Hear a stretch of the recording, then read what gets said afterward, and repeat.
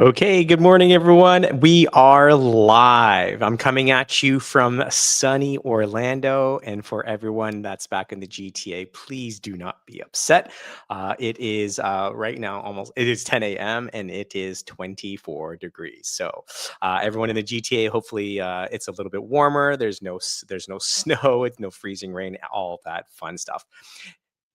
Let me ask. I've made every single one of these mistakes myself, and fixing them is exactly what took me from a struggling solo agent to building a thriving team. If you're grinding every single day but still stuck below six figures, or you've hit six figures but feel completely capped, this episode is for you. Today, I'm breaking down the 5 mistakes that stop 95% of real estate agents from ever building a true seven-figure business. And a reminder, I've made every single one of these mistakes. So stick around for the next 30 minutes and you'll walk away with the tactical fixes that you can start implementing and using this week. Good Friday, everyone. My name is Stephen Kim from Real Broker Ontario, team lead of the Stephen Kim Group, a local Toronto GTA real estate team collective that services this area. Welcome to No Agent Left Behind, Real Results Tactical Mastery. Stick with me for the next 30 minutes because this episode is going to blow you away. I'm really going to be completely authentic and genuine and show you all the mistakes that I made in scaling and growing to a seven-figure business. So without further ado, let's get right into it. Let me just pull up the slide deck. So the 5 mistakes I made building a seven-figure business. What I want you to do is I want you to avoid these traps. Today, I'm going to be going over these 3 areas. Number one, why most agents never scale. And it's about, when I was looking at a most recent Korea statistics, it's about 95% of agents that get licensed in the past 3 decades actually never hit. 95% actually never hit a seven-figure mark. Before I get started, though, just drop in the comments below right now. Where are you? If you're a seven-figure agent, drop it. 10 out of 10. If you're kind of like mid-pack, maybe give me a 4, 5, 6. If you're just kind of starting off and you don't really have a plan, don't really know where to go, drop me a 1 or 2. But just drop in the comments right now. Tell me, where are you in this sliding scale of income production? Are you a true seven-figure agent? Are you a six-figure agent? Are you a consistent five-figure agent? Comment 1, 2, 3, 4, 5, 6, 7, 8, 9, all the way to 10. Where are you? Number 2, the mistakes that I made early in my career and the fixes that I made. And then number 3, the game changer. This was the one thing that I implemented that really helped me scale to a seven-figure business. So why most agents never actually hit seven figures and why most will never hit seven figures.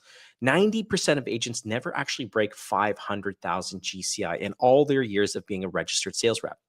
They treat real estate like a job, not a business. Let me say that again. They treat real estate like a job and not a business. Number 3, they have inconsistent habits and no systems, which equals a plateau or burnout in your business. How many of you right now in 2026 feel burnt out, right? We just started Q2, a couple of days into Q2. How many of you actually just feel burnt out already? Number 4, 90% feel stuck while 10% are able to scale effectively. Now, this is really, really important. The difference between six figures and seven figures is not hustle. I'll say it again. The difference between six figures and seven figures is not hustle. A lot of people that follow me on social media, a lot of people that have come up to me over the years have said, you know what? We really, really appreciate, we really love how much of a hustler you are. Yeah, early on I was because I really didn't have a plan. I brute forced my way through this business and in this business until the light bulb went off to be like, you know what? I'm missing many SOPs. I'm missing the fact that, hey, I'm the rainmaker. I should be doing everything. I should be wearing all hats, which was a catastrophic mistake. How many of you actually feel that way? Like you're wearing every single hat right now in your business? Mistake number 1, you treat your business like a job and not like a business. I'll say it again. You treat your business like a job and not like a business. I want you to take a look at businesses like Amazon and Apple. I'm not saying like those real estate businesses, anyone has an Amazon or an Apple style business, but I want you to understand the structure of their business. Like Steve Jobs, right, wouldn't really be considered a master sales rep. He would be more the visionary. Jeff Bezos, maybe not the best sales rep currently, did start off as one, but more of a visionary.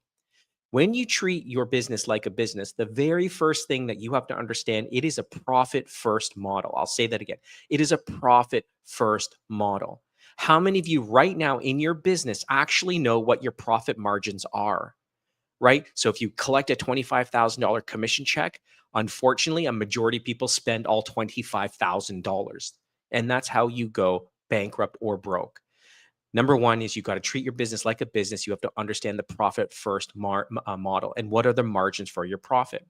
Number two, hire a great, not a good, hire a great accountant and bookkeeper, right? So many agents get caught with their pants down at the end of the year when they go file their taxes and they get hit with a monstrous tax bill and an HST GST bill.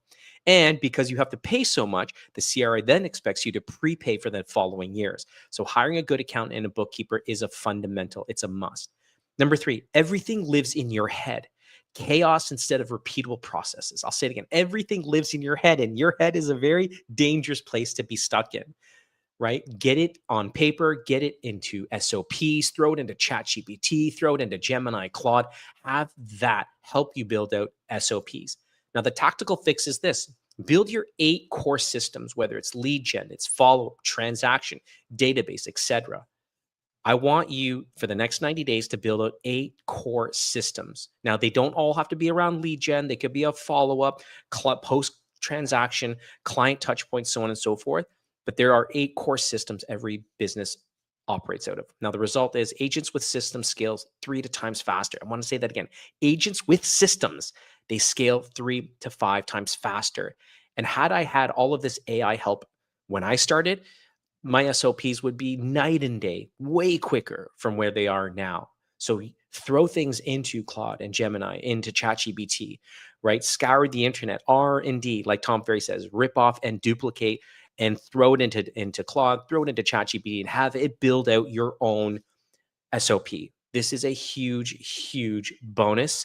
If you're looking for SOPs, drop in the comments, or send me a DM. Be more than happy to share some of ours. Continue on with mistake number 1, right? Treating business like a job, not like a business. Number 1, SOPs. What are the SOPs, Steve, that I need? Number 1 is everyone should have a listing launch, a systematic way of launching every single listing that you take on from start to finish. We have a 75-point marketing plan. We do all 75 things, which is why we have a 100% sold rate in real estate to date. So number 1, have a solid listing launch. So from the pre-list to when you're meeting with something to post-list to then post-closing. Number 2, buyer exploration or a buyer consultation. How many of you have a phenomenal buyer consultation? Like so great that you want to share it with every single person, which then gives you the motivation and the desire to speak to every person to show off your buyer exploration. Every single one of you should feel that way, which is why I'm so fanatical on our buyer consultation process, our buyer exploratory calls. That's why I try to get this in front of every single buyer. What about this? What about after the closing? How many times have you heard from a client, right, that's used another agent, shares with you and says, you know what, I never heard from my agent again. Like literally, they were there for the transaction. Then after the transaction, done, right? They ghosted them. How great is your post-transaction closing follow-up system? We implement a 71-point touch point plan yearly. That means every single client in our database will be hit 71 times with some sort of touch point, whether it's a phone call, a text, a client invite, birthday card, home anniversary, happy Easter, Merry Christmas, happy holidays, New Year's, so on and so forth. What about this one? A lot of people ask me for this, a social media content system. I'm going to say this, and I do this with all my Tom Ferry coaching clients that are heavy on social media. They have to send me a calendar, a content calendar every single month at the beginning of the month of all of the content pieces they're putting out and when they're putting it out and what are the themes and the topics. Now, the tactical fix is this: refine just one of these SOPs in the next 90 days. Do not, and I'm going to stress, do not do all 4 of these, because guess what's going to happen? You're going to start one and you're going to finish with none. So just pick one right now that you could implement in the next 90 days, refine it, throw it into Claude, Gemini, ChatGPT, have that help you run a more proficient SOP, build out a more proficient SOP, and then just add to it over the next 90 days. Mistake number 2. Hey, Sharif, how are you? Mistake number 2, inconsistent prospecting, no HOP or hours of power, and no intention for setting an appointment. I was incredibly at fault for this. I was super inconsistent with prospecting because I was so busy working in the business, not on the business. I didn't know what an hour of power was. So the times that I would text or call or email were just super random, right? And I wasn't able to track or measure it. And I had no intention for setting an appointment. I was scared. I was scared. I was scared to ask people for an appointment because I'm like, why would someone want to go on an appointment with me? What value would I bring? Right. So, number one is people prospect only when business is slow.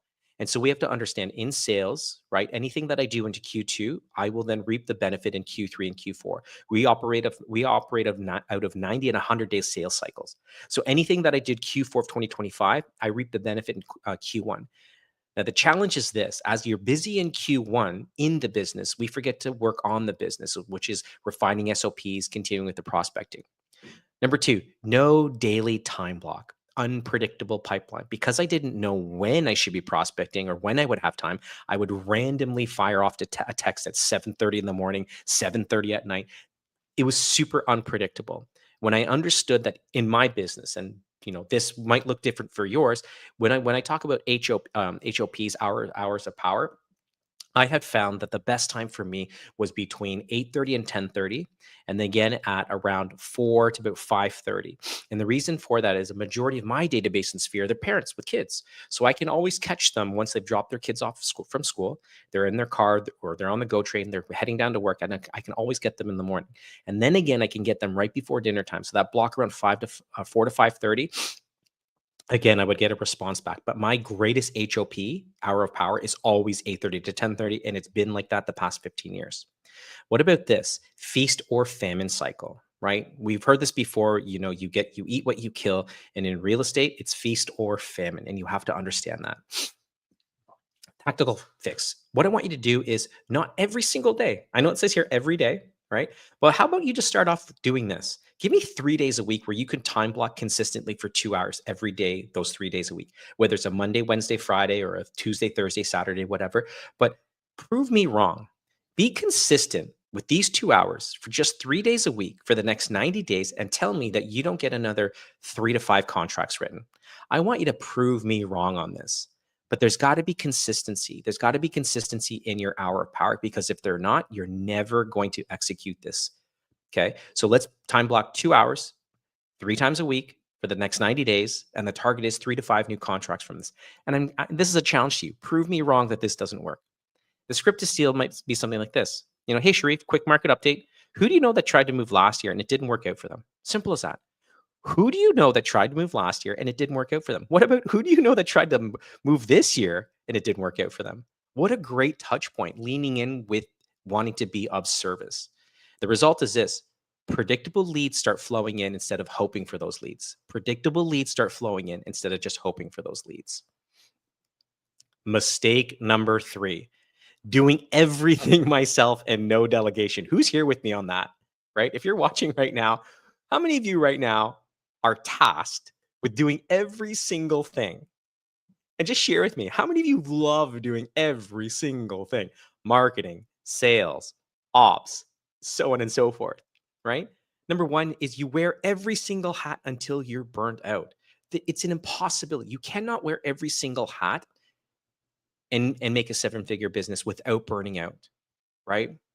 I did solo. This was 2019. 2019 was the first year I hit 7 figures as a solo agent. And I'm going to tell you right now, the income was fantastic. The lifestyle was crap. The income was fantastic. The lifestyle was crap. If you're a solo 7-figure agent watching right now, or you're tuning in later, it is an impossibility. It is an impossibility if you're doing everything yourself, making 7 figures, that if you're not burnt out, right? So you wear every single hat until burned out. And if you there's a book called Traction, and it really breaks down the EOS model of every business, the entrepreneurial operating system model, right? So you being the CEO, there should be an operations director, there should be a sales director, and a marketing director. That's typically how most organizations are structured, treating a business like a business. Remember, you are the CEO. You have someone to help you with operations, you have someone to help you with marketing, and you have someone helping you with sales. If you don't have someone helping you with sales, then maybe you can wear that hat. But offloading marketing and operations, that should be paramount. Doing everything and not delegating, it'll cap you at between 3 to 500,000 GCI every single year, right? Maybe a little bit more, but again, you will be very close, if not at the burnout stage. And then number 3 is, as you do this, you have no more time for other revenue generating activities. Now, the tactical fix is this: Hire your first VA or admin at when you hit around 250,000 GCI or at around 22 to 25 transactions per year, dependent on your sales price. But this is generally the rule of thumb. When you kind of around 250, 300,000 and about 22, 25 transactions yearly consistently, that's the time when you hire your first admin or VA. The other tactical fix is delegate the admin, transaction coordination, and social media, right? Delegate those tasks off of your plate. All the admin, the paperwork, social media posting, and all that, get that off of your plate. You are the money maker, right? You're the revenue generating machine. Make sure that you spend time doing revenue generating activities. And the result is when you do this, you're going to, on average, free up about 20 hours in your week. I'll say it again. By doing this, you're going to free up about 20 hours in your week. Now, what are you going to do with the 20 hours? It's not for you to sit on a beach and relax. It's for you to hedge on the things that make you money, right? Which is prospecting and going on appointments. Mistake number 4, no clear identity or brand positioning. When I started social media, I had no idea the identity I was going after, let alone the avatar I was trying to target. I'll say again, most agents will get onto social media without any clear identity or brand positioning. They're trying to be everything to everyone. I'll say that again, trying to be everything to everyone. Guess what that leads out to? Burnout and confusion. Number 2, no specific niche or expertise, right? So you don't know, you're not known for a particular location, right? You're not known for working with a particular type of client, whether they're buyers, they're sellers, first-time home buyers, first-time home move-up sellers, investors, so on and so forth, or even the type of product, pre-construction, rural properties, condominiums, etc. Number 3, not knowing who your avatar client is leads to low referral calls. And this was a big one, not knowing who your avatar client is. If you don't know who your avatar client is, then you don't really have a message. I'll say that again. If you don't know who your avatar client is, you're going to have a tough time conveying your message and value proposition to them. So for the next 90 days, maybe you're going to dip your toe back into social media. Sit down before you do that and really identify who is your avatar client and what are the problems they have that you can solve. I'll say that again. What are the problems they have right now that you can solve? Right? I think about Angie on our team, right? Angie, her content is fantastic. Her content is really geared towards first-time homebuyers. So if you haven't checked out her content, go check out her content. But she does a masterful job at really niching down with first-time homebuyers. Things look sleek, they're relevant, they're timely, and it's valuable information. The tactical fix is this: build a brand known for one thing. Next 90 days. Build a brand known for one thing, whether it's to first-time homebuyers, it's downsizers, pre-cons, so on and so forth. Think about downsizers. Sedge just did on the team. He just did a phenomenal in-person downsizing webinar. I'm going to tell you, Sedge, if you're listening, you are a downsizing machine. You are the perfect, perfect agent for the downsizing demographic, right? Very empathetic, really patient, holding your hand, really highlighting the process, leaning in on solving problems. Fantastic. Results is this. Like I did a talk around this a couple of years ago. Specialists get paid, generalists always chase. I'll say again, specialists get paid in real estate, generalists are always stuck chasing. Mistake number 5, you have no defined buyer/seller process. I'll say it again. You have no defined buyer/seller process. The number one request that I get as a real estate broker, team lead, Tom Ferry coach is, Steve, can I have your listing presentation? I can give it to you. No problem. Like, I should just make it available on the web. Just because you have it doesn't mean that you can deliver it in the way that I deliver it. It's nothing crazy or special. It's, in my opinion, I think it's actually kind of underwhelming, but it's in the delivery is why I always get listings when I present. So number 1, every deal is handled differently, right? So because every deal is handled differently, you're racing, you're running, you're struggling to manage time. Number 2, no standardized buyer journey. What are you known for? Do you have 22, 25 questions that you run through every single buyer during a buyer exploratory call? Number 3, non-existent or irrelevant marketing plan for home sellers, right? Please tell me you don't just walk in with the home seller at a listing presentation and you just drop a folder of comps and talk about the comps. Guess what? You've just been completely replaced by other platforms and AI systems, right? And I'll say this again. To this day, AI will never replace a skilled sales agent. You won't. AI will give you tools to help make your job easier, But when it comes down to solving problems, being there, the empathy, the negotiations, the marketing, AI will never replace a scaled sales agent. Number four, inconsistent follow-up plan for buyer and seller leads. So what do? So you get a buyer lead and a seller lead, you go on a listing appointment, then what? Please tell me you don't wait for them or look at your phone hoping that they're going to call you. But what does your follow-up plan look like? So after a listing appointment, if they don't sign right there, do you send them a physical thank you card? Do you drop it off the next day? Do you hit them up with a personalized video bomb message? Do you send them a text, an email, and you phone them and you send them all the new listings and what's sold and what's terminated and what's expired before you get the listing? And no, it's not too much. And no, you're not bothering them. If anything, you're showcasing to them your skill and your will. So imagine, Mr. Mrs. Seller, if I follow up like this with you and we're not even under contract, could you only imagine what I'm going to do for you once we're under contract? And yes, that's a line I use all the time. Tactical fix is this: build the greatest buyer journey in the next 90 days. Build the greatest buyer consultation in the next 90 days. And you can go online, you can use AI, you can use this incredible network that we've built and that we can share with one another, our buyer consultation scripts. Implement it, personalize it, but start now, right? No more, I'll get to it later. It starts today, right now.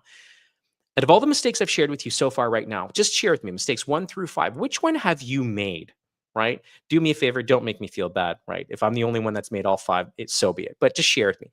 Out of all the 5 mistakes that I've made up until this point in my career, which one have you made? And maybe which one have you made consistently out of the 5?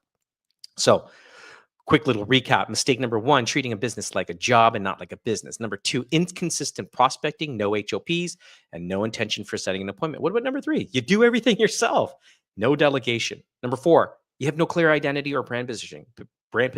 You don't even know who you are and what you are to your clients. Or number 5, no defined buyer-seller process. Which one of these mistakes have you made since you've been licensed? And maybe which one of these are you going to work on in the next 90 days so that we don't make the same mistake, right? Catherine says no HOPs all over the place. And I know, Catherine, trust me, I teach some of the biggest teams across North America with Tom Ferry. This is the number one pain point. This is the number one thing that we work on. And we work on this for over a year, building at the solid HOPs, hours of powers. I love that. Amazing. Okay, so these are the next 2 mistakes. This was the big game changer for me. This. And I know it sounds so cliched, but I'm going to break this down for you. Mistake number 6 for me was this. And this was really when I saw my income grow exponentially. I was saying yes to everything and I was not protecting my time. I'll say it again. I was saying yes to everything and everyone, not protecting your time. And you're going to say, but Steve, must be easy for you to do that now. Well, now it is, because I know which clients I want to choose and which clients I don't want to work with, right? But if you get stuck saying yes to everything and everyone, I'm going to tell you right now, you then become the bottleneck of time. Now, early in your career, right? And this is kind of contradictory to like what I'm saying now versus what advice I would give to you early on. Early on, you do got to say yes to everything and everyone because you got to build your business. You got to grind through that, first 3 to 5 years. So you do need to say yes to everything and everyone and every opportunity. But when you do that, and now you become systematized, and now you're scheduled, and now you become pretty like militant on protecting your time, guess what happens? You get to now say no to things in business and clients. Because if you do say yes to everything, again, you're the bottleneck of time, and everything falls solely on you. Task, prospecting stalls because you're stuck working in the business, not on the business. Now, a lot, agents are saying, well, what's the difference between working in the business, working on the business? Working in the business is like going on appointments, closing contracts, going through showings, all of that stuff, buyer consultations, listing presentations. Working on the business is refining your marketing process, updating your content calendar, putting out social media content, being a profit first business, right? Those are elements of working on the business and SOPs. If you do say yes to everything and you're not protecting your time, you're also reacting to constant requests and interruptions. So how many times you're sitting at dinner, you're on a beach, you're at vacation, whatever the case may be, and your phone's going off, right? And you know not to answer it, but because you don't have because you don't have a consistent pipeline of deals coming through, you answer it. You disrupt whatever you're at, whatever you're doing to then be available for that request. Let's stop doing that once we start having more efficiency in HOPs and SOPs.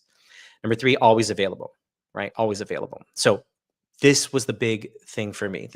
By removing this and saying no, personal story by saying no. And I made this commitment a couple of years ago where I would start saying no to people, not just things, but to people. And what happened is my circle of friends started to get smaller. And that's okay, right? Because I'm going to tell you this right now. The moment you start saying no to people, your circle will get smaller. And that's okay, right? In the beginning, it didn't feel well. But now where I'm at, yeah, I have more time. And we got to remember, time is the ultimate currency. Like my father told me years and years and years when my daughter Jordan was born, right? He pulled me aside. At the hospital. And he said, look, you're going to be in a position to get your kids anything, but the only thing that you're not going to be able to get them is more time. And he's like, always remember this: time is the currency of love, right? You can get them everything, but you just can't buy more time. So time is the currency of love. And I'm going to tell you that right now. Time is currency. It's the ultimate currency in your business. I just want to share with you a quick bonus mistake because as I was kind of sitting and I was reflecting on all of these mistakes, some of the mistakes started to lead into team building. And so maybe this will be for the next, in the next few weeks, but maybe the mistakes that I've made building a team. So here's a quick little small one, a bonus mistake: staying the top producer instead of becoming the CEO. So all you team leads watching right now, you're going to be in the exact same boat with me, right? You're the top producer and you behave like a top producer. Your activities are like a top producer. What they're not is the CEO of your company. So number one, you're the best sales rep on the team. Congrats. You've built a job, not a business. I'll say it again. You're the best sales rep on the team. Congratulations. You've built a job, not a business. Number two, you handle the biggest clients. You step in to save the deals. You've become the conversion bottleneck. One of the things that I absolutely love in building the team that I've built right now and surrounding myself with just incredible human beings and agents is being able to pass off my clients, the people that I've nurtured for over a decade, to now be like, here you go, Sedge. Here you go, Andrew. Here you go, Angie. Here, take these clients because I trust you with them after building a decade-long relationship. And my clients love my team members. I'm going to go, they probably love them more than I do, than they love me. Let's be real, right? But that is what a great moment to be at in business, when you can take one of your best clients and you can pass them off to one of your incredible agents on your team, right? Because what are you doing? You're able to value the time that you get to then work on the business, right? And again, the handoff has to be done in a very delicate manner as well, right? The shift is this: your job is no longer to sell as a team lead. It's to build people who sell. Coach agents to hit their goals and you'll hit yours as well. I'll say it again. The shift as a CEO, if you're a team lead watching or you're listening afterwards, your job is no longer to sell. It's to build people who sell. Coach agents to hit their goals and you'll always hit yours as well. I just want to say thanks for listening. Thanks for watching. This was a big one for me, right? I was a little nervous on sharing these mistakes. And, by no means am I saying, oh, well, look at me as a 7-figure business. It's not that at all. For those who know me, you know where I'm coming from with this, right? I just want to see people do well. So if I'm able to share something with you today where you can avoid making that mistakes, that is going to help you to become more of a consistent 6-figure income or even a 7-figure income producer. Amazing. Use that. Right? As always, if you haven't already, I'd love for you to share this video, subscribe to our YouTube channel. And for next week, let's bring on one of our associates, bring on one of our colleagues. Let's continue building this community, because the community is what helps me stay motivated and thrive doing this every single Friday. I want to serve you, I want to help you, and I want all of us to continue to grow. I hope everyone has a great long Easter weekend for those that celebrate Easter. Spend time with family and friends. Good luck. This is the start of Q2. This is when we are busy in Q2, Q3. So let's hit the ground running. If you need anything, DM me, drop me a comment on the YouTube posts. And as always, be great, be kind, everyone, and see y'all next Friday, 10 a.m. Eastern. Peace.